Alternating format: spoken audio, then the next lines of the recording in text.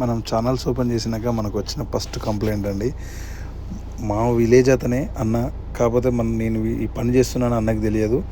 నేను పెట్టిన ఛానల్స్లో రీల్స్ చూసి మనోడే కదా అని కాల్ చేశాడు. తమ్మి ఒక 3 ఇన్స్టాలేషన్స్ ఉన్నాయి, ఇంట్లో ఏసీస్ పెట్టాలని చెప్పాడు.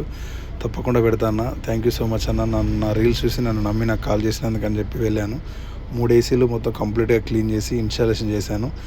ఆ రోజు ఫుల్ డే పట్టింది, కంప్లీట్గా అక్కడే చేసాము. మా కష్టాన్ని చూసి అన్న మా కోసం ఇంట్లో ఫుడ్ రెడీ చేయించి ఇంట్లోనే తినాలి తమ్మి ఖచ్చితంగా అని చెప్తే చాలా సంతోషంగా అనిపించింది ఆ మాట.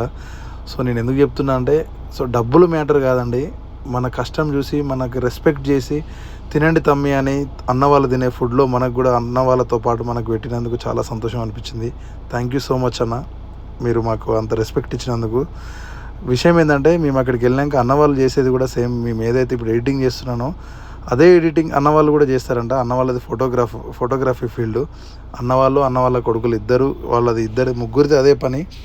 సో నాకు కూడా హ్యాపీగా అనిపించింది. వాళ్ళు కూడా కొన్ని సజెషన్ చేశారు, ఎలా చేయాలి ఏంటి అనేది చెప్పారు. చాలా సంతోషంగా అనిపించింది.